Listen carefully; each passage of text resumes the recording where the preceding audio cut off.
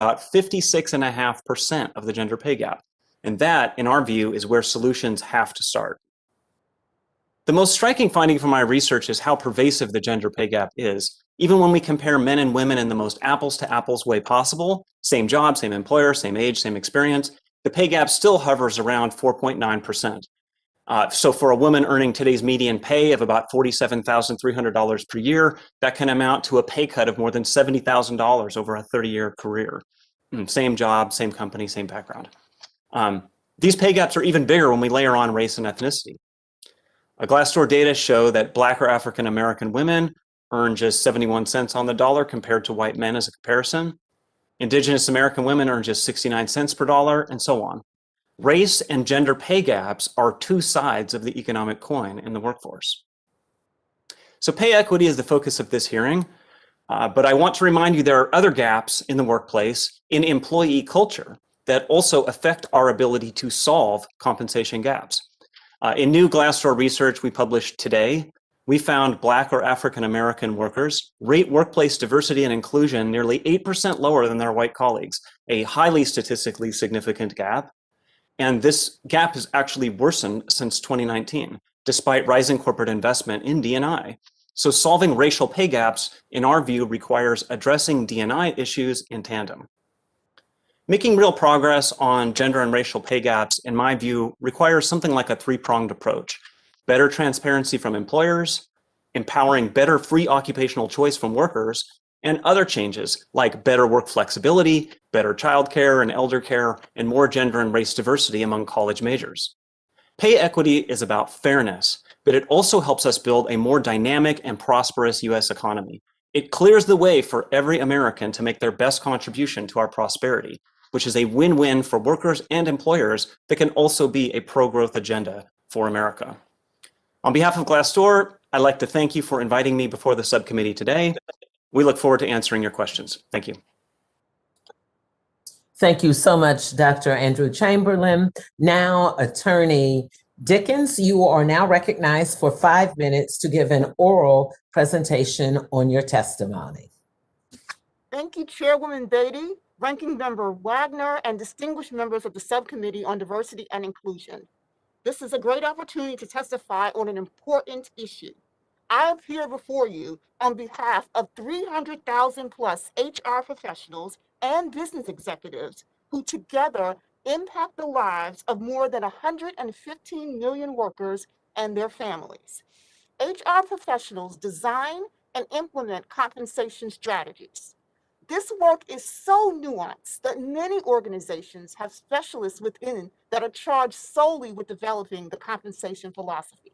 This is no easy task, and it's a facet of our work experience that most know little about. In my testimony, I'll address total compensation, effective practices, and the importance of leveraging these practices to address inequities.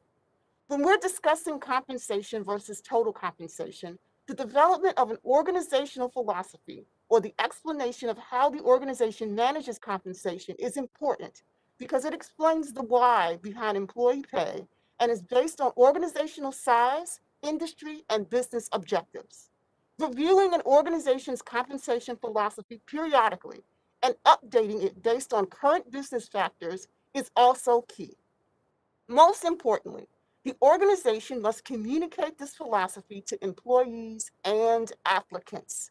This level of transparency builds trust with employees, and it provides awareness for job candidates, allowing them to make more informed decisions about whether the workplace and its compensation philosophy meets their expectations. We've been taught to focus on one number, base pay. It's the number most people use to determine whether they're being fairly compensated. However, the full cost of compensation for an employee can include many variables. For the industries over which this subcommittee has oversight, those variables would likely be cash bonuses, commissions, and company stock awards. But for the majority of those represented in SHRM's membership, small and mid-sized businesses, those variables are likely to be a premium over their regular wages and incentives for working after regular hours or being on call or performing a lead function. Benefits are an important and often overlooked aspect of total compensation. SHRM's annual employee benefits survey includes hundreds of different offerings, with healthcare and retirement being the most popular. Other lesser-known benefits that will be crucial as we reskill and upskill the American workforce are student loan and tuition reimbursement, tuition assistance, and employer-sponsored scholarships. An employer may also provide subsidized childcare benefits. The above-mentioned examples equate to money that an employer contributes to the employee's overall compensation package. When we discuss effective compensation practices, 1 in 5 American workers feel their organization doesn't use fair criteria to make advancement and promotion decisions. To be fair and inclusive, employers must use consistent and actionable compensation practices. Examples include being transparent and clear in communications to all employees about pay decisions, providing hands-on compensation training to supervisors and hiring managers, educating employees about the organization's compensation package, and conducting comprehensive pay equity reviews, as well as examining promotion decisions for evidence of pay bias. HR professionals have a pivotal role in advising on systemic compensation equity changes. Other than the factors you'll hear more about today, there are other things driving compensation inequity, including recruitment, job descriptions, performance reviews, age and tenure, incentive pay, educational level, promotion opportunities, socio-demographic factors, industry, and career paths. Let us also not forget that employees make personal choices that impact their compensation as well. The choice to step out of the workplace to go back to school to start a family, the choice to follow a purpose, to work for a nonprofit rather than a for-profit, the choice to have a work-life balance. All of these impact earning potential and are often overlooked as reason why compensation differs from person to person. Human resource professionals must balance personal choices, employee expectations, and the needs of the business. Finally, the path toward equity requires a laser focus on educating more people on the compensation process. I'm fortunate to have received this education, but I'm keenly aware that most don't have this exposure. People cannot advocate for themselves without knowledge. The work of the subcommittee is a major step in alerting the public that they must actively seek information about total compensation, that there are easily accessible resources that provide this information, and the workplace will be a key partner in educating employees about compensation. Thank you for the opportunity to present. Thank you, Attorney Emily Dickens. Ms. Raghu, you are now recognized for 5 minutes to give an oral testimony on your presentation. Thank you, Chair Beatty, Ranking Member Wagner, and members of the subcommittee for the opportunity to submit testimony today. I'm the Director of Workplace Equality at the National Women's Law Center, where we fight for gender justice in the courts, in public policy, and in our society, working across the issues that are central to the lives of women and girls. Over the last year, the effects of the pandemic have fallen particularly hard on women and women of color. They're frontline workers risking their lives for minimum wage. They've disproportionately borne devastating job losses, and they're shouldering the majority of responsibility for caregiving as our jury-rigged caregiving infrastructure imploded this last year. Millions of women, but especially Black and brown women, have long worked in essential but undervalued jobs that leave them struggling to make ends meet. Now, lost earnings due to the gender wage gap are intensifying the impact of the pandemic and robbing women of their families of a financial cushion just when they need it the most, and also to build wealth for future security. A key driver of gender and race wage gaps is women's overrepresentation in low-wage jobs in particular fields. Another is bias, whether overt or implicit, and stereotypes, including of caregivers, which can impact employer decisions at critical points: hiring, performance evaluations and promotions, and leadership development opportunities. Pay disparities, once created, are often hidden by widespread pay secrecy policies and perpetuated and magnified over time by practices such as reliance on someone's prior salary as that pay. This affects future compensation, bonuses, and retirement contributions. The pandemic has deepened existing challenges that individuals face that may widen wage gaps as they re-enter the workforce. A labor market where some jobs are going to permanently disappear, the loss of seniority, long periods of unemployment due to caregiving or other responsibilities, the need for paid leave, affordable care, and greater flexibility, and new training and education. This all leaves individuals with less bargaining power when they re-enter the workplace. On top of that, employers hold far more information than applicants and workers about pay. This information asymmetry can be a particular problem for women, people of color, and other groups who may be less likely to have extensive networks within some sectors for accessing that crucial information. And that's made worse by pay secrecy. Pay secrecy is bad for business. It leads to employee dissatisfaction and lower motivation and mistrust of management.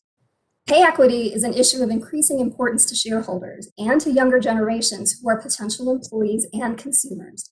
They see transparency and equity as important corporate values. I want to highlight a few key promising practices and legislative trends to increase transparency and proactive efforts. First is to eliminate pay secrecy policies and provide salary ranges. Allowing employees to discuss pay without retaliation and providing more information to applicants about salary ranges for jobs reduces the information asymmetry and helps attract diverse talent. And numerous states have enacted legislation recently to address these issues.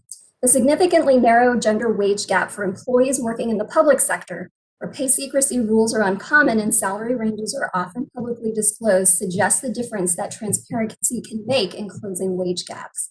Second is to regularly conduct equal pay audits and disclose compensation metrics. Activist shareholders are increasingly successful in driving businesses to conduct these analyses to help uncover and correct pay disparities and to disclose wage gap metrics. But in the absence of federal action, states including California, Illinois, New Jersey, and others have enacted pay data reporting requirements. And in the UK and Europe, legislation requires analysis and reporting of pay information and also public disclosure of gender wage gap metrics. And research shows that these mandates have helped drive employer pay analyses and proactive efforts to close wage gaps. Third is to establish consistent, objective compensation setting practices and to reduce reliance on salary negotiation and prior salary. Allowing negotiation and an applicant's prior salary to drive compensation offers can create gender and racial wage disparities that follow people from job to job. An objective, transparent compensation setting practices can narrow wage disparities for women and people of color and between current and new employees. And this can also help recruit and retain diverse talent. Finally, it's important to use and communicate objective, measurable metrics for performance evaluations.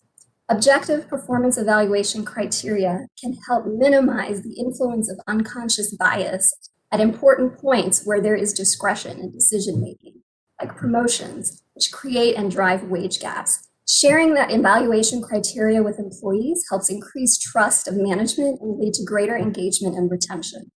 These recommendations and others are discussed in greater detail in my written testimony, and I welcome your questions. Thank you. Thank you so much, Ms. Maya Rugu. Thank you. At this time, Ms. Davis, you are now recognized for 5 minutes to give an oral presentation of your testimony. Chairwoman Beatty, ranking members Wagner, and distinguished members of the subcommittee, thank you for the opportunity to testify today. I am the Chief Executive Officer of Reboot Representation Tech Coalition, a partnership of leading tech companies that have pooled funding and committed to a goal of doubling the number of Black, Latina, and Native American women graduating with computing bachelor's degrees by 2025. I'm going to speak about my background, including the organization I now lead, and then describe the issues my organization works on and how they will affect compensation equity. Prior to joining Reboot, I worked at a top financial services corporation, leading global technology teams, and have a background in technology. My experience and expertise through the lens of the tech sector. However, the concepts and principles can be applied across industries because, after all, tech transcends industry. Reboot Representation was launched alongside the report Rebooting Representation, Using CSR and Philanthropy to Close the Gender Gap in Tech, published in 2018. The report's goal was to conduct research on how tech companies approach gender diversity using corporate philanthropy. The media indicated companies were throwing money at this diversity problem, but the report gathered data on how much companies were actually spending on gender diversity. The research surveyed 32 leading tech companies representing over $500 billion in revenue and over $500 million in philanthropic giving, and found that they were only spending 5% towards gender diversity in tech, and less than 0.1% which is $335,000 annually, focused on women and girls of color specifically. It's projected that there will be 3.6 million US computing-related jobs opening by 2029, with only 24% of these jobs that could be filled by US computing bachelor's degree recipients. These numbers alone should tell us that we need to do more to prepare individuals in this country for these high-paying jobs and better position our companies to compete on the global stage. Studies also show that when high school students have access to take advanced placement computer science principles, they are more than 3 times likely to major in computer science in college. College freshmen who declare a computer science major take a critical step toward receiving the second highest paid college degree in the nation. States should continue to broaden participation in computer science by passing policies that make it a fundamental part of the K-12 education system. Today, only 40% of states require high schools to teach computer science. I support the 9 policies that many agree are necessary to make computer science fundamental to a state's K-12 education system. To name 2, create a plan for K-12 computer science and establish dedicated computer science positions in state and local education agencies. Let's also remember that data is key. It is important that companies and organizations are collecting and disaggregating data in addition to taking an intersectional approach while creating targeted solutions to make an impact that needs to be woven into policy. To address the intersectional barriers that so many experience, we cannot treat racial groups as monoliths. But it is not enough to collect and disaggregate the data. We must also measure it. This measurement holds organizations accountable for the data they are collecting and reporting. In a corporation, it would not be acceptable for a business unit's year-over-year return on investment to never increase. So why is this acceptable for the organization's DEI growth when there have been countless studies that have proven that diverse teams are more productive and overall contribute to a higher ROI? Corporations must be inclusive through both diverse hiring methods and programs that support retention, which will lead to equitable workplaces and greater retention. An intentional intersectional approach is also necessary when creating policy. When programs and policies are informed and implemented for the least represented, they also benefit the greater population because rising tides raise all ships. We are at a critical inflection point. Meaningful solutions are impossible without collective action. Bold leadership from the public and private sectors must step up, acknowledge the policies and practices that are fomenting inequity, and lead the change that is long overdue. Technology empowers, innovates, and adapts. This is the responsibility of all of us to ensure that our policies and companies do the same. Thank you for the opportunity to be here and to speak to something that's near and dear to my heart. Thank you so much, Ms. Franklin Davis, for your testimony. Thank you to all the witnesses. Now I recognize myself for 5 minutes for questions. Ms. Dickens and Ms. Rugu, since the onset of the COVID pandemic, a significant number of women have left the workforce. Many of you talked about that in your testimony. This is particularly true for working mothers, women, senior roles, and also for Black women. How does compensation inequity contribute to workforce attrition, and how will it impact the recruitment of these leaders back into the workforce? And either one of you can start. So thank you for the question, Congresswoman Beatty. So it does impact recruitment. Right now, we're seeing a number of jobs open, but there's a hard time for us to be able to fulfill and to find the talent we need for those jobs. So right now, there's a lot of opportunity for people who have been out of the workforce, especially women, to enter the workforce at positions that are paying more than when they left because of demand. We're sitting in a period of demand right now. We're also sitting in a period for HR professionals where there is a lot of thoughtfulness into how we are diversifying our workplaces and making sure we're creating cultures that are more inclusive, where people are now considering organizations where they understand the culture is going to welcome them and they're going to succeed. And so I think that we have an opportunity now with the thousands of HR professionals who are thinking differently of leading with culture and trying to create inclusive environments for more diverse employees and more opportunities. Thank you. And for time, I'm going to ask for those shorter answers. We'll go to you, Ms. Rugu. Thank you. I agree with Ms. Dickens in that I think this moment is an incredible opportunity for organizations to rethink workplaces. We recognize now, thanks to the pandemic, that women, and especially women of color, are increasingly the primary breadwinners and caregivers. And if workplaces want to attract and retain them, they are going to have to adjust their workplace expectations, norms, and culture to that reality. We'll say the gender wage gap is one reason that drove many women out of the labor force, as families had to choose who could let go of their job in order to pick up the caregiving responsibilities when our infrastructure imploded. Okay, thank you. Mr. Chamberlain, companies who ignore pay disparities in their workforce face increased reputational risk. How has pay discrimination been reflected in the anecdotal information reported by some of the former employees on Glassdoor's platform? Well, we know from surveys of job seekers, employees pay a lot of attention to pay equity. It's one of the top factors they look at when choosing where to work. People say they will not work at places where there is either a real or a perceived inequity in pay, either by gender or race. So it definitely affects talent attraction, and there's abundant research showing that. And one of the powerful things pay transparency can do is it can ignite public pressure on companies to do good for themselves. Like, they realize it is actually in their own business interest to handle these issues before they become a recruiting problem, because it affects their competitiveness and ability to get the talent they need on board. Thank you.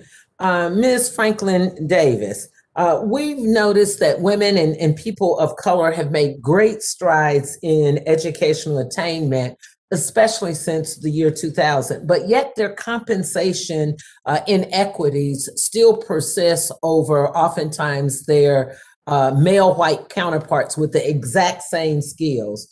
Do you think that pay equity audits could be leveraged to address these disparities, or any other thing you'd like to give us advice on? Yes, yes, I do. That audits can do a lot with regards to fixing the past. And I also believe that pay scales can and should be transparent. So being able, someone going into an organization will be able to know where they should stand and not have to rely on their past pay or where the history that they don't understand with regards to what opportunities they're applying for. Thank you. And I have 20 seconds left. So it's a yes or no, round robin, fast robin to each of us. Do you think we're on the right track with this hearing? Yes or no? Yes. Yes, yes. Yes. And while that may have seemed a light question, trust me, it will be invaluable to me as the chair as we move forward to bring legislation around this. Thank you. And now I have the distinct pleasure of yielding to my chairwoman, ranking member rather, from the great state of Missouri. Thank you, Chairwoman Beatty. And I'll register a yes too. How about that? Thank you, so noted. Ms. Dickens, as the Chairwoman stated at the beginning of her questioning, the pandemic and its lockdowns have resulted in millions of women leaving the workforce.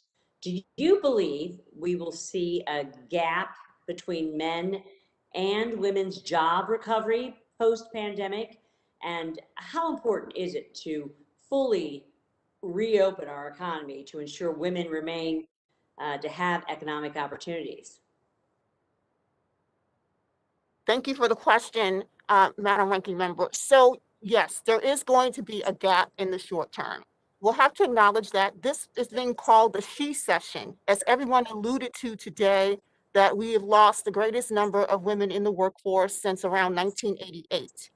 But I think we can address this quickly by getting more businesses that are to reopen, and we're already seeing demand. And we also have to understand that we have so much talent out there available that we'll have to compete for that talent by creating workplaces with better cultures that have more flexibility, that understand that in the short term, we may need that worker to work remote, or we may need to think about providing childcare on-site services or elderly care. And we also may need to do some upskilling and reskilling because of the new demands that we're seeing in the marketplace. So flexibility is going to be very important, it sounds like, in the workplace. Ms. Dickens, in your testimony, you mentioned SHRM's annual employee benefits survey of its 300,000 plus members. In this survey, it showed that 34% of organizations offered paid maternity leave and 30% offer paid paternity leave. In your experience, what sorts of factors impact the ability of an employer to offer paid parental leave? Multiple factors, and we'll say the amount of people you have who are able to work in the organization. We have a number of organizations that have a shortage of employees at the time. So it's not always about the financial resources, it's do we have the labor to continue to run the business as it runs today with more people out.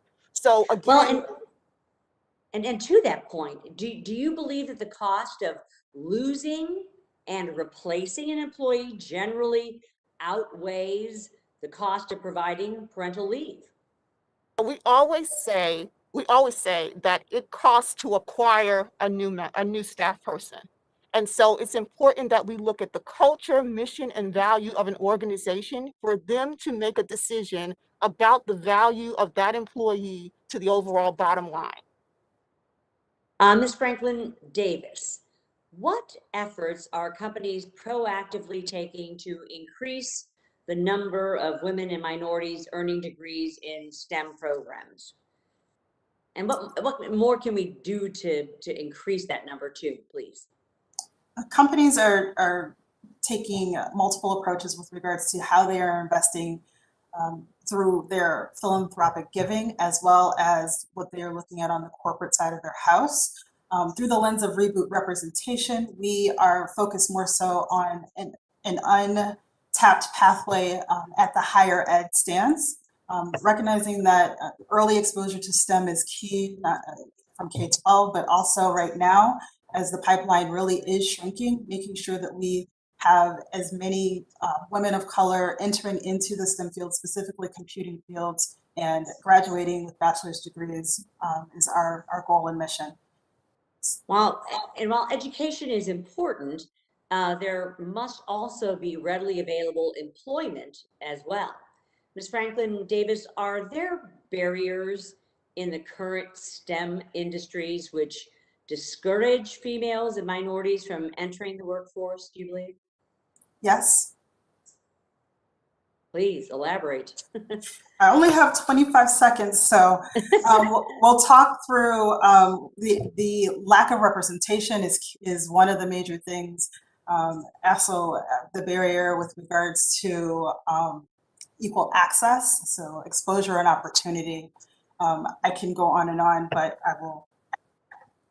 Well, we are running out of time, and I would encourage you to submit your thoughts, please, and any of regarding that question for the record in writing.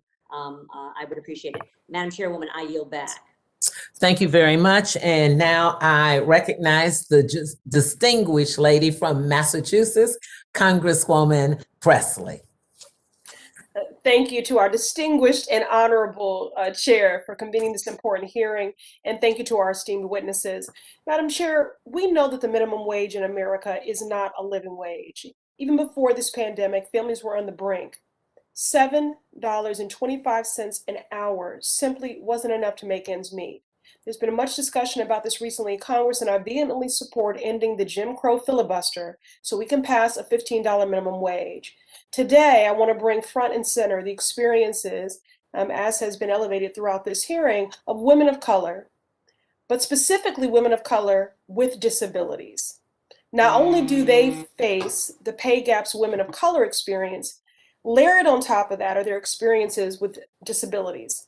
So they face a jarring level of wage discrimination and compounded pay inequities. Moreover, in the United States, it is considered legal to pay workers far less, with reports indicating those with disabilities were paid a sub-minimum wage, earning an average of $3.34 an hour.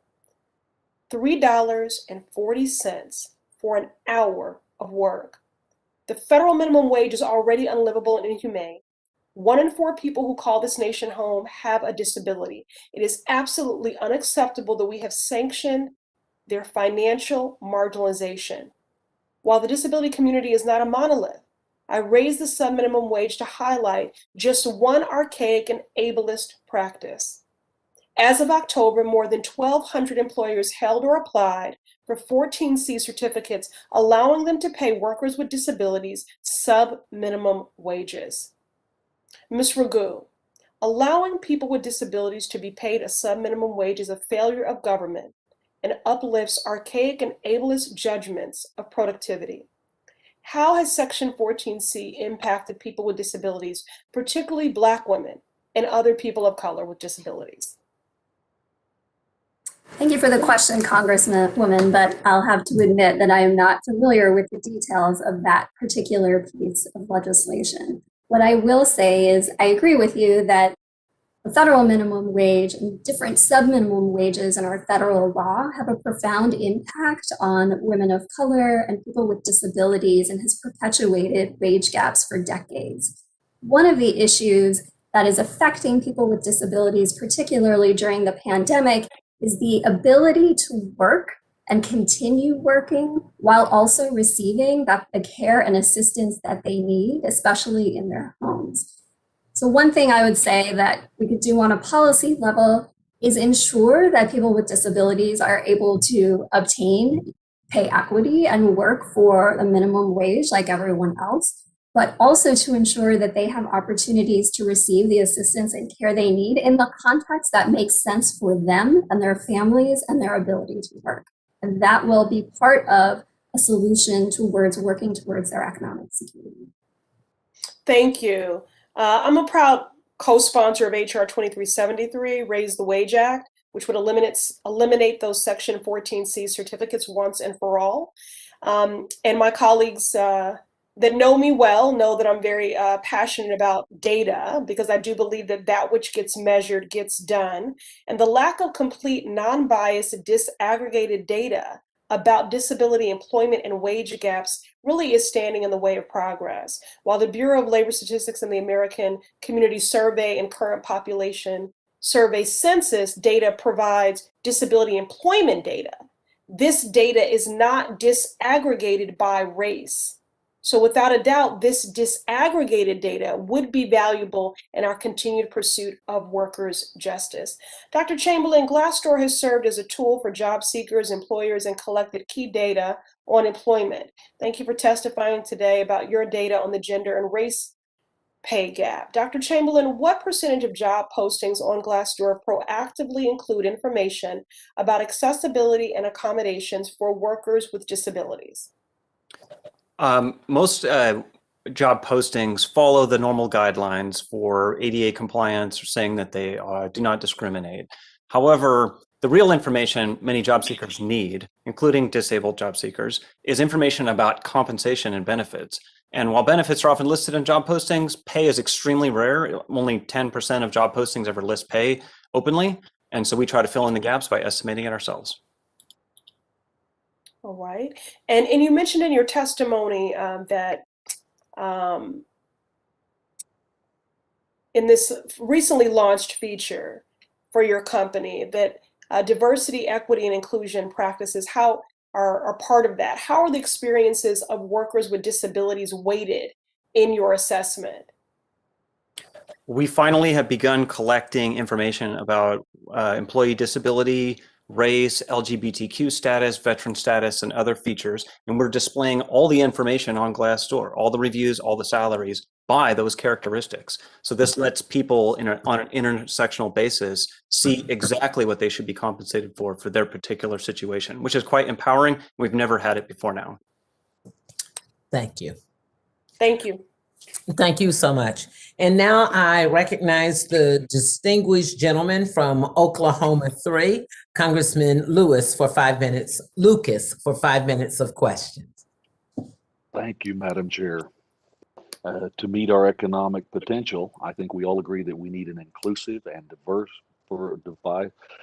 workforce that draws on the full talent pool available in this country. In addition to my responsibilities on financial services, I also serve on the Science Committee, and we are working frantically there try and address the shortage of STEM resources in the pipeline through the National Science Foundation and a variety of other efforts. So I addressed this question to Ms. Franklin Davis. Could you speak on how improving the diverse representation in the STEM fields will enable increased representation and higher incomes for women across the board? Because sometimes you do things that have amazing consequences on down the road. Increasing representation in all of the STEM fields. The STEM fields, especially when it pertains to bachelor's degrees, are the highest paid degrees with undergrads. So with engineering being first, computer science being second, and math and the other sciences being third. So increasing access for students, especially students of color, to those high-paying wage jobs will not have any negative consequences with regards to future output, but more increased representation in all of those fields and impact the communities in which those people live and serve. Absolutely. And it's become quite clear to us on the Science Committee that our very, not just economic prosperity, but our very economic survival in this increasingly complex world will depend on that stream of STEM people prepared to take up the challenge. Continuing with you, Ms. Franklin Davis, in your testimony, you outlined 9 policies that are important to ensure computer science is fundamental to a state's K-12 education system. Could you further discuss the importance of implementing a clear certification pathways for computer science teachers and unique approaches across different states? What's working out there? What should we be looking at, for example, so we can make this progress? Yes, thank you for that question. It's access and opportunity I alluded to, and that is not equal across the country. And so preparing our teachers with the tools that they need to teach the students is absolutely critical. The exposure and just having students be able to have it as a mandate, not count against them, knowing that it is now core and not an elective or not optional, should be something that we focus on, just like we do our history or our math basics. As we are going to be looking forward to the future, as I made mention, technology transcends all industry. And so having this fundamental and baseline in computer science is going to propel our nation's future in all areas of industry across the board. Do you want me to go into what those 9 were, or did you? If you could touch on those in a few minutes, the things that you consider to be really important highlights in that group that we can consider and work with our folks back in our states. Having a consistent state plan for K-12, making sure that access is equal for all students, also being intentional. It's not just enough to have a program for computer science, but we found that through programs that we fund and research, you have to be specific with regards to women and girls, as well as underrepresented students. It's not enough to, if you build it, they will come. If you build it, generally only the boys will come. So how are we being specific with regards to girls and girls of color?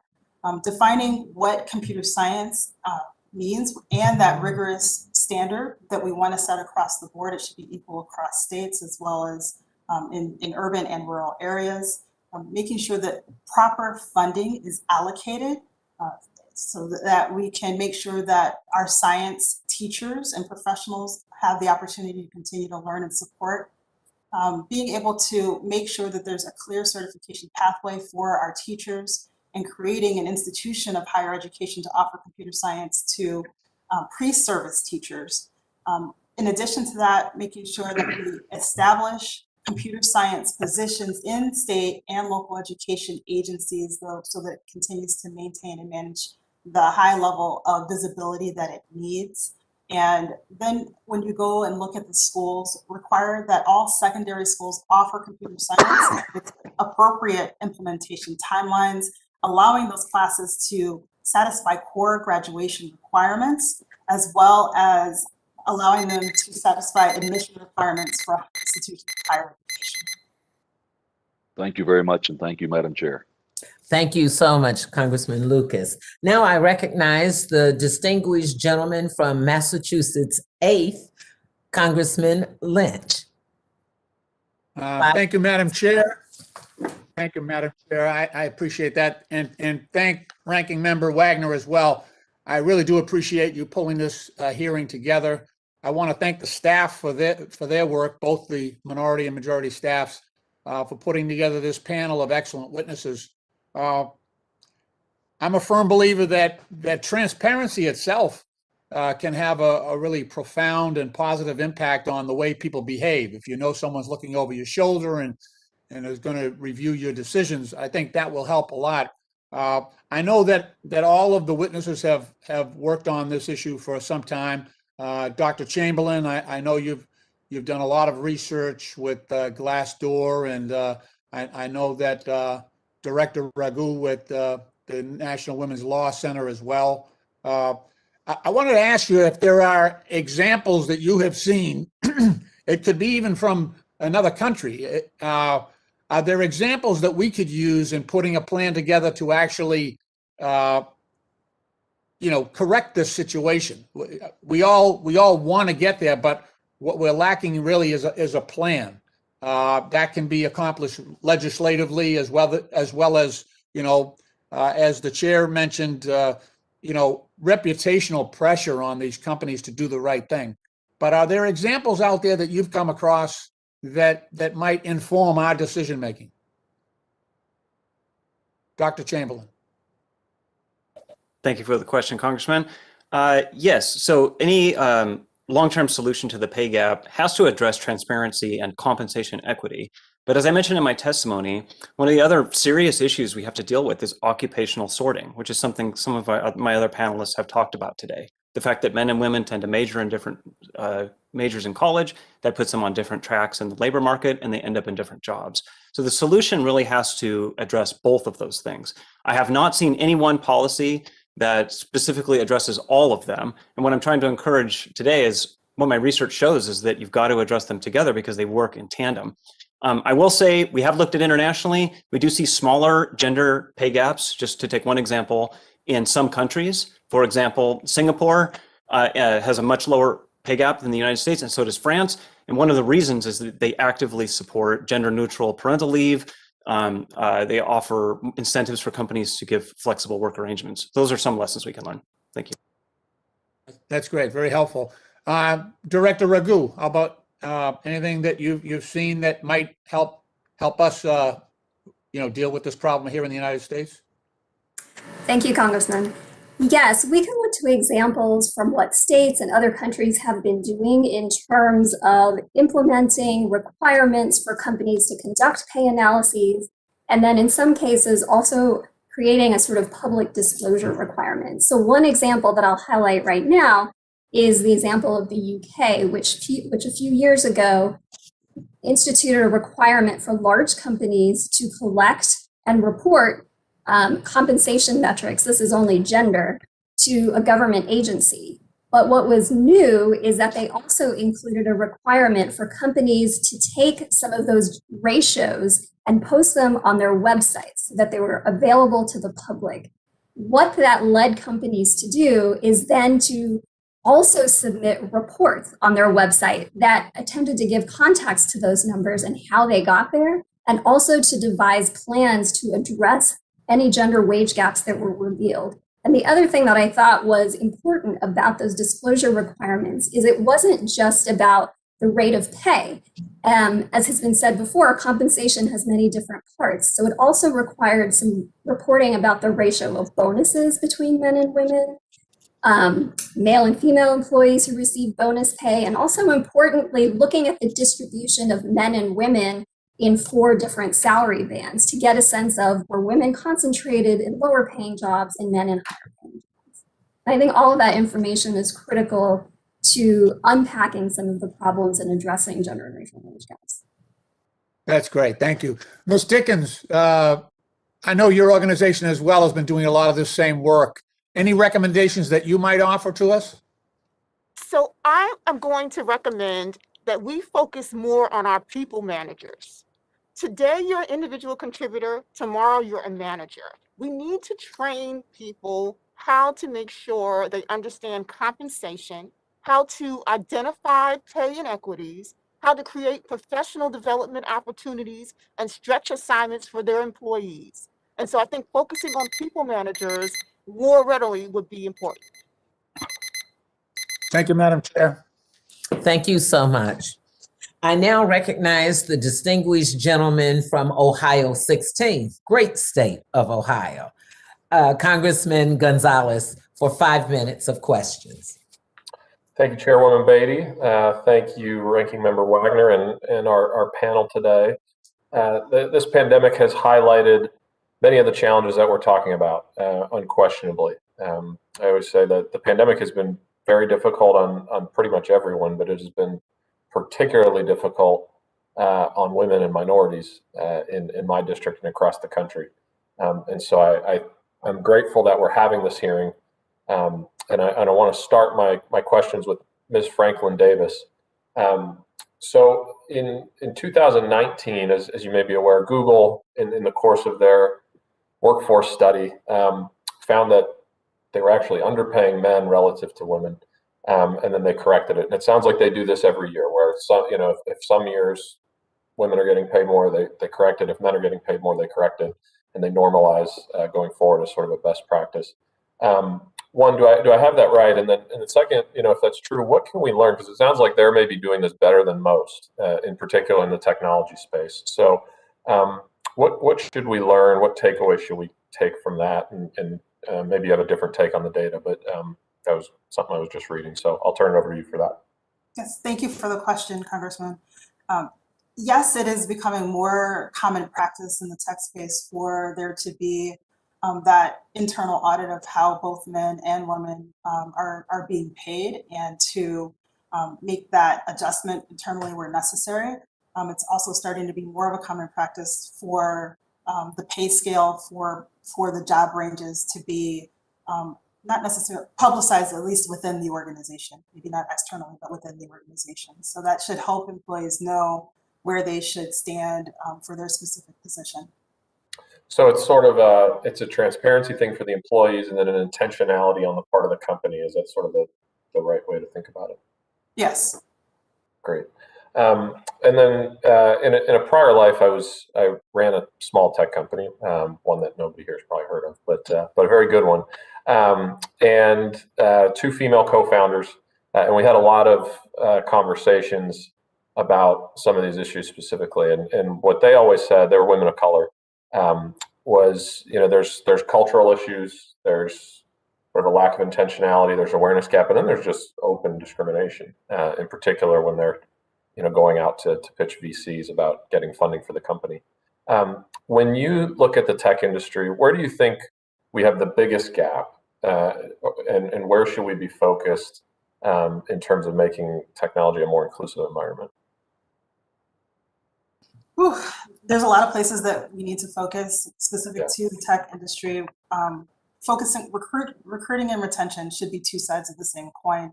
As mentioned earlier, it's not enough to just recruit diverse people, men, women, and underrepresented parties into the organization. If you have the same number of people walking out what I call the back door, focusing on how organizations can be inclusive and equitable, and that is in their recruiting, in their hiring, in how are they providing mentors, sponsorships, special assignments, and being able to give those key programs that help elevate parties throughout their organization. It's already mentioned that it's expensive to hire new people over and over again. So retaining the members that you have, the employees that you have will help with that cost, as well as increase the company's culture and that feeling of belonging inside of the organization. Yeah, thank you. It's very helpful. I know I share the concerns that many have voiced with respect to making a more inclusive tech industry. Before I shift to Dr. Chamberlain, Ms. Franklin Davis, I love the quote behind you. She needed a hero, so that's what she became. I think that's awesome. But in any event, Dr. Chamberlain, for my final question, in your testimony, you spoke at length about much of the data surrounding the pay gap in not only gender, but also how it relates to ethnicities. Were there any specific professions or industries that had larger gaps in representation than others, and what are those industries? Thank you for the question, Congressman.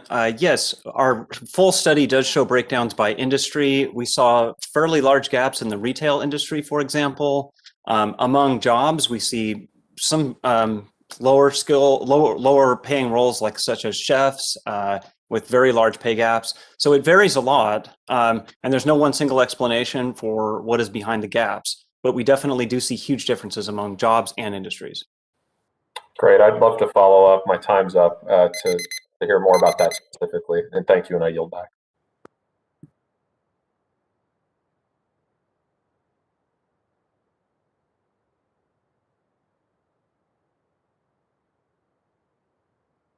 Chairwoman, I think you're muted, but I want to make sure. Are you recognizing me? I'm sorry. Let me start over. I now recognize the distinguished lady from Michigan 13, Congresswoman Tlaib. Yeah. Thank you so much, Chair Beatty, for holding this hearing on such an urgent and important topic for so many women in my community. I know research from the National Women's Law Center shows while women make up just under half of the workforce in the United States, they represent nearly 2/3 of the workforce in the 40 lowest paying jobs. Most of these, most of the working mothers most of them are working mothers and are primary breadwinners of their family. Their work has gone unseen and undervalued for so long, and they have been hit the hardest during this pandemic.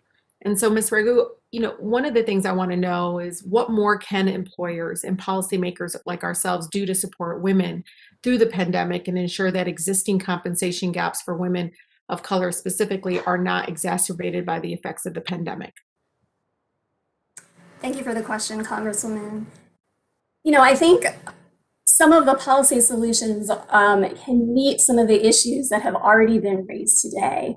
As you noted, women are overrepresented in minimum wage jobs and jobs that pay the tip minimum wage. One of the issues with these jobs is not only the low wage, but it is the fact that these jobs generally don't provide the important kinds of supports that allow women of color who are in these jobs to be both the breadwinner and the caregiver. And by that, I mean that these jobs generally don't provide access to paid sick days, to paid family and medical leave. Many of these jobs, particularly now, must be performed in person and cannot be performed remotely. Workers in those jobs often find it difficult to access affordable child and family care. These jobs often don't have stable schedules, which can wreak havoc with caregiving arrangements. And so workers with caregiving responsibilities in these jobs are often placed in this very difficult position of choosing between caring for a loved one or going to work. And that's why you saw so many women, and particularly women of color, either cut back on their hours or leave the workforce altogether this year. So if we are going to think about things that employers can do, I think it's extremely helpful to not only think about people who are in professional settings or white collar jobs, but to center our policy responses on the people and the women of color and people with disabilities in these jobs that have the fewest supports and are paying the lowest wages. And as someone else has said today, the rising tide is going to lift all boats, and that includes women of color who are supporting families. I agree. I've seen firsthand, director of so many women that with education, even hard work alone has not been enough to climb above the poverty line. And I know a lot of that is directly related to the cost of raising a child in our country. And it's among the highest in the nation. And that's before you take into account the impact it has on women's wages and gender pay gap. Some women take less demanding, less lucrative jobs just so that they are able to raise their families. Others face explicit discrimination. I know personally I have, of being a mother in the workplace, receiving fewer responsibilities under the assumption that they'll have babies and take time off. Even asked in an interview whether or not I plan to be pregnant, which is illegal. But even among all of that, we continue again to see us not addressing the cost of having a family. I want to open this up to all of the witnesses here. During the depths of the last year's economic crisis, we found that women's participation in the workforce fell to levels not seen since the 1980s. And has rebounded slower than what we've seen among our men. And even now, nearly 1.5 million mothers are still missing from the workplace. So again, I want to open it up. What policy steps should Congress take to make sure women do not pay a price in the workplace for choosing to raise a family? That's for anybody in the panel. Congresswoman, thank you for the question. I'll say we talk a lot about workplace flexibility. And I think that we've got to get employers to think about a framework for allowing flexibility in the workplace. And Congress can help by putting together a framework without mandate, allowing for innovation so that it works within that particular industry, and that the owners and the employers and the employees can work together to meet the specific needs of that particular workplace. So some framework that is different, that can be used across the country by all industries and not subject to different state laws would be really helpful in trying to address this issue. No, thank you. And before I yield, what's completely frustrating is the fact that we have to force companies to do these things. We have to force certain sectors to do these things. But that's why I appreciate being part of this important subcommittee. Thank you, Chairwoman. Thank you very much. I'm trying to see if Congressman Timmons is on. Madam Chairman, I don't think he was having some flight issues, and I don't believe that he is on just yet. So why don't you go on to your next witness, and we'll wait and see if Mr. Timmons is able to make it. Thank you. Okay, thank you. I would now like to recognize the gentle lady from Pennsylvania 4, Congresswoman Dean, for 5 minutes of questioning. Well, thank you, Madam Chair, and thank you for pulling together this important hearing with this set of terrific experts. I appreciate the chance to identify the problem and also talk about solutions. This week, I had the chance to participate in a briefing alongside Ms. Dickens as we discussed the ways the pandemic has impacted women in the workforce. I'm happy to continue that conversation and hear how we can create a more equitable future for women and people of color and those who have been disabled because they are disproportionately impacted, especially this past year. This week, maybe you all saw a report in the Washington Post announcing that 25% of women say they're fiscally worse off a year into this pandemic compared with 18% of men. Most striking, 27% of non-white Americans say they are worse off compared to 18% of white Americans. We also know the past year has been particularly hard on mothers and is often used to explain the number of women leaving the workforce. But we know that's not the case across the board in this recession or she-session, as some call it. Ms. Dickens, at our briefing the other day, you mentioned that women in the workplace are not a monolith and that we run into difficulties if we consider them so. It is not synonymous with motherhood or caregiving. What risks do we run when trying to explain the impact of the pandemic on women and the compensation gap through a singular lens instead of the many facets that contribute to pay disparity for women? Congresswoman, thank you so much for the question. And it was a great conversation. And thank you for acknowledging we are not a monolith. And we shared some data about mental health. There are women who are being triggered by this over focus on just the motherhood aspect of women in the workplace. In addition, there are women who are sitting in workplaces as leaders who have been faced with trying to keep businesses afloat during this period, who have been faced with caring for their parents and for their spouses during this period. So we want to look at issues that will impact the most people, not just people who also happen to have the important duty of being mothers, but women who are in the workplace dealing with other issues that men deal with. And that, again, when we talk about rising tides float all boats, if we think of all the issues that we can address related to women, everyone has a story. Everyone needs empathy. We need to make sure that this is a person-to-person issue and not just put us all in one group. And if I can just say, for HR professionals who've been so resilient, and we say on the front line of all the crises that have been happening over the last year, they're trying to make sure they're meeting the individual needs of their employees.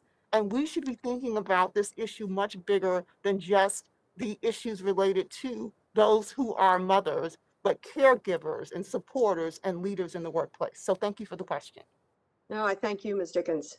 Dr. Chamberlain, you report that more than 50% of overall U.S. gender pay gap is explained by occupational sorting, and that any long-term solution to the gender pay gap must address this issue. You mentioned that starting right after college, women and men with the same major will end up in different career tracks. I'd like to examine even before college, maybe culturally, maybe in your town, maybe some of the occupational sorting that happens unintentionally, perhaps, early on in girls' and women's lives. Can you expand on this gender-based job sorting, occupational sorting a little more? Yes, thank you for the question, Congresswoman. As we've discussed here, what happens in the education system, particularly in college, has a big impact on the pay gap because men and women sort into different majors and that puts them in different jobs. But as you mentioned, many of these trends start long before. There is a gendered component to many jobs. Even within my own family, boys and girls in my household ended up in different types of roles with clear gender stamps on them, and we're not even totally sure why. So this is an extremely difficult problem to solve, like within individual families. The best thing you can do is you can assure that when men and women show up in jobs, that they believe they will be treated fairly and they will not get the short end of the stick once they arrive. That can change. So solving compensation equity can also solve occupational sorting by creating a more fair tournament for facing men and women. Thank you. Do you have any ideas on how we interrupt that behavior of occupational sorting earlier, before a person appears at a doorstep of an employer? Oh, where did the feminists go? I yield back. Thank you, Madam Chair. Thank you so much. I now have the honor to recognize the distinguished lady from Texas 29, Congresswoman Garcia, for 5 minutes of questioning. Thank you, Madam Chair. And again, thank you for bringing this panel together and focusing on an issue that's been on the forefront of many of our minds, since many of us have lived and breathed and fought it. Pay equity is an issue that should take priority for all of us. Equal pay means equal access to building wealth for future generations. The pay gap has been researched and proven, and I appreciate all the documentation that our witnesses presented with their written testimony. But it definitely does show that pay disparities are especially harmful to Black and Latina women. This issue transcends party lines because it affects individuals across every industry and geography in every region of our country. Unjustified pay gaps hurt women, LGBTQ plus, and non-binary individuals, and everyone at all different levels of experience. As a result, it hurts families that they support and the children they provide for. So I want to start with you, Dr. Chamberlain. I know we've all talked about transparency and how that would have a positive impact in closing the pay gap. But it seems to me that we can do that at least with some of these SEC filings. I know that's been a proposal. And what other ways could we make things more transparent beyond people who can do the corporate filings? Because many of the lower end essential workers where many Latinas and African American women work they may not have access to that, and their employers do not make those kind of filings. So where else can we look at to make more companies more transparent? Thank you for the question, Congresswoman. This is very important. Transparency does play a critical role in closing the compensation gap. And for years, information has been almost impossible to find for workers. Our business at Glassdoor is basically built on this idea that we can make transparency available on an app on people's phone by encouraging people to anonymously share what they earn and then allowing them to read what others earn. So I believe using crowdsourced information like that can powerfully correct pay biases. And we do have some research showing that. We've shown that people, when we give pay information to workers, later on, they report higher compensation. They've actually used that information to go negotiate and close gaps for themselves. So this is in advance of any kind of any kind of legal any kind of legal argument or argument about pay inequity. They can close it up front with negotiation. Right, thank you. And Ms. Ragu, a question for you in terms of the research you've done at the center. You know, my frustration has always been that a lot of women in my district, which is 77% Latino, working class, you know, people that have maybe an 8th grade education, the jobs they get are very different than some of the jobs you've been talking about and that you all have been studying. You know, talking about bonuses and commissions and stock options. These folks just want to get paid because they face wage theft. They face just people not paying them or trying to pay them cash because they don't want to deal with paying for fees and taxes and things that they may owe the federal or state government. I mean, what studies have you seen that has really looked at those? And again, to try to make the inequities there more transparent. And what can we do to make sure that when we talk about pay equity and equal pay, that it's really about everybody, the poor woman who is working at a nursing home to the owner of the nursing home? Thank you, Congresswoman.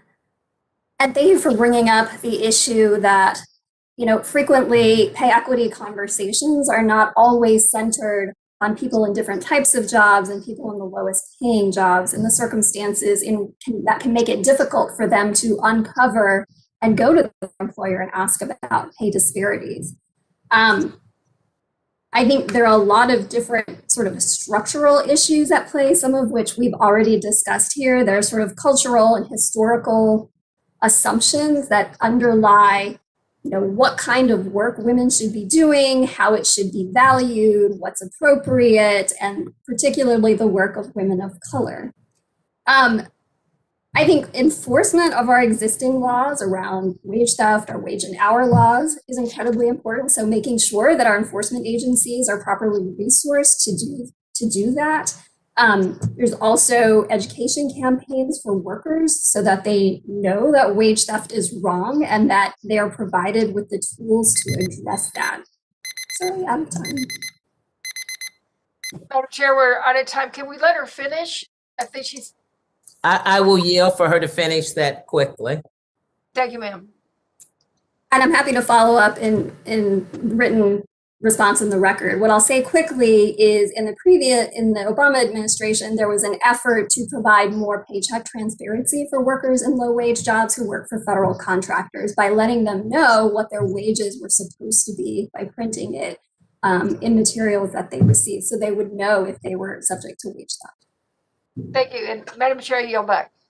Thank you very much, and thank you for that. And certainly if you want to follow up with more data, we will get it to all of the members. Thank you. Congresswoman Wagner, is Congressman Timmons on? I got a note that he is with us. He made it. He made it. He's next. Thank you, I Madam now Chairwoman. just see him on the screen. So it is my honor to recognize the distinguished gentleman from South Carolina 4, Congressman Timmons. Thank you, Madam Chair. I'm very fortunate that I made it. My flight was delayed and I literally just got home. So I appreciate that I'm getting the opportunity to be a part of this. And I just want to begin by saying I think it's helpful to just acknowledge the reality that we still have a lot of work to do in order to close the gender and race wealth gap. As of 2018, women's wages were 85% of men's, Men on average have 3 times the retirement savings that women do. Women make up 63% of minimum wage jobs, but only 5% of Fortune 500 CEO jobs. White families, on average, have 41 times the wealth of Black families and 22 times the wealth of Latino families. And to make matters worse, family wealth for Latinos and Black people has been stagnant since the 90s. These are all facts that need to be addressed, and I'm willing to work with my colleagues on both sides of the aisle to do so. But I also think it's worth noting the 2 different visions that were on display just last night. We heard from President Biden. I was there in the House chamber, that the way to solve all of our problems is to essentially throw money at them. In other words, no matter the problem, we can tax and spend our way out of it. I was not impressed or inspired by this approach. Shortly thereafter, we heard from one of my senators, someone who has experienced true poverty and climbed the economic success ladder, and who, more than anyone I know, personifies the American dream. And I just want to share a few of the quotes he had from last night.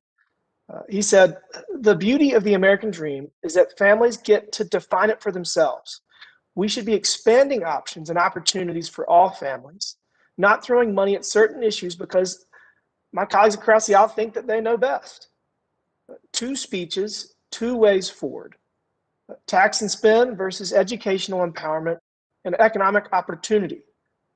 Another thing he said was, "Education is the closest thing that we have to magic." Again, this seems obvious to me which approach will work.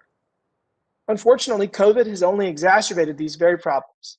Minority workers and women have paid the price more than anyone for the needless and seemingly unending school closures and draconian economic restrictions in certain states. And I have a question for Ms. Franklin Davis. As many businesses shut down, women left or lost their jobs at a rate 4 times as high as men, either because they worked in customer-facing industries which closed due to COVID, or because they needed to care for children and family members during quarantine. I expect this fact will only exacerbate the wage and wealth gap. As we reopen our economy, how can we ensure that women who held high-skilled jobs are able to return to those jobs?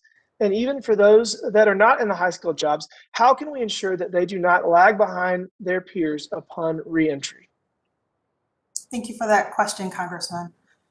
I think what we are seeing is key and top organizations are looking at ways that they recognize the she session that we keep talking about and referring to, and want to find a way to, 1, reskill and upskill workers so that they can have access to high paying jobs, and 2, be able to have women specifically be able to re-enter. So that means that we need to think outside of the box with regards to the gaps that may be in timelines of resumes. That means, how do we look at the skills that people have and know that the specific description for the jobs that they're applying to, and how the skills in their resume can translate or transcend into what the job actually is requiring, and maybe more than what it's asking for. Sure, I appreciate that. I just want to reiterate to my colleagues on both sides of the aisle, this is a problem that is only going to get worse with every passing day and week. Last night I was at the joint address, and we were in a room where everyone that wanted a vaccine has been able to get one. And I would bet 80 to 90% of the room has received one. And yet we were forced to wear not only masks, but KN95 masks. We got to get back open. And I know that every American that wants a vaccine has had at least a week or 2, and maybe we give them another week or 2. But once everyone that wants a vaccine has gotten one, we've got to get back to work. We can take precautions to protect those that are most vulnerable, the older and people that have health issues. But everyone else needs to get back to work, because these challenges we're talking about, they're only going to get worse the longer we stay closed. And with that, Madam Chair, I yield back. Thank you. Thank you so much. I now recognize the distinguished gentleman from Massachusetts 14, Congressman Auchincloss, from Massachusetts 4. Thank you, Madam Chair. I appreciate this panel. It's been a good discussion. I'm the father of a 1-year-old, and we got another one on the way due in August. My wife works long hours. So this is an issue that I'll raise that is near and dear to me and absolutely to my constituents as well in Massachusetts. And that's about paid family and medical leave and its effect on parents and moms in particular. For Ms. Davis and also Ms. Dickens, what would be the effect of incorporating what President Biden called for last night in his American Families Plan for national paid family and medical leave on the ability of working moms to close the gender wage gap?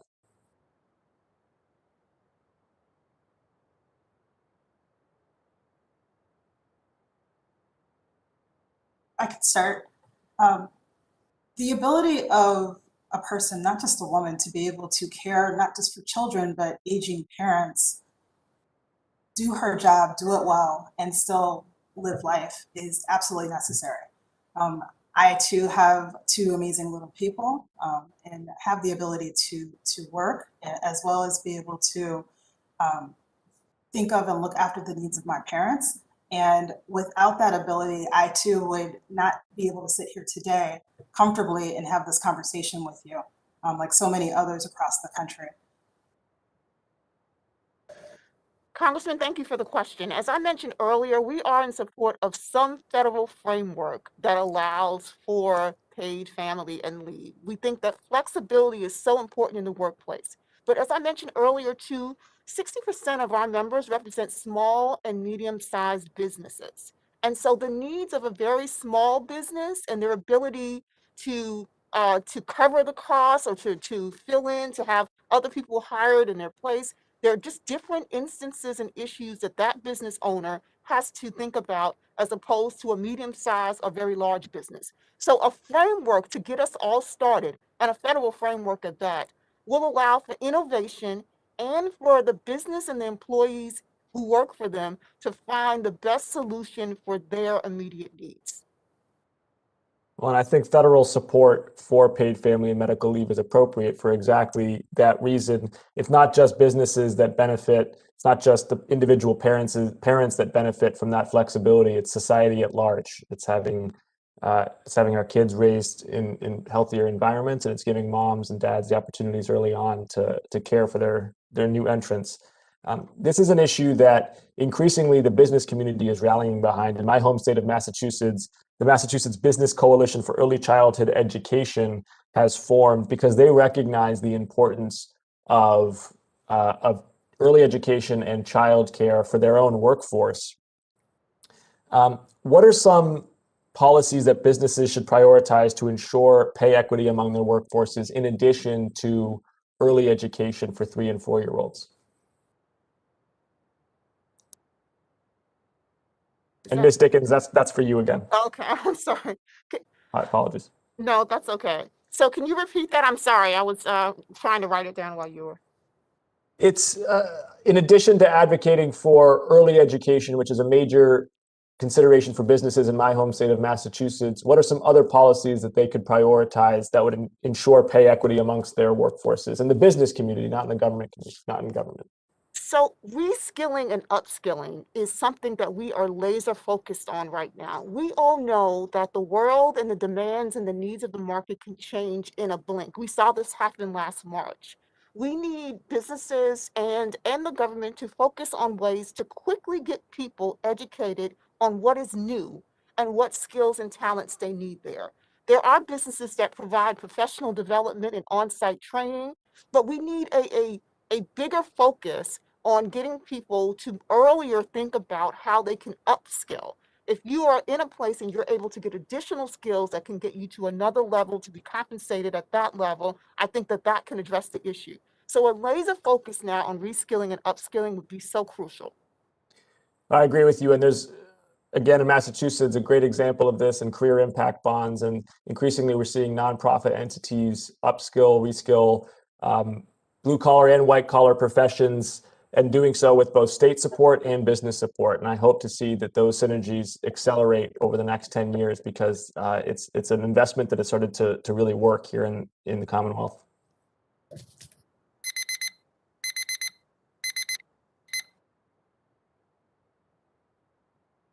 Madam Chair, I yield back. Thank you so much.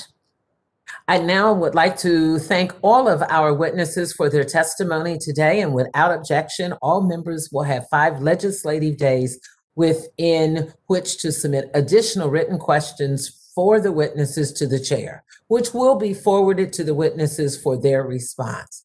I ask our witnesses to please respond as promptly as you are able. Without objections, all members will have 5 legislative days within which to submit extraneous materials to the chair for inclusion in the record. I remind members that written questions and materials for the record should be submitted to the email address provided to your offices. Without objections, I would like to enter statements to the record from the National Asian Pacific American Women's Forum, Unidos US, and Public Citizen. At this time, the hearing is now adjourned.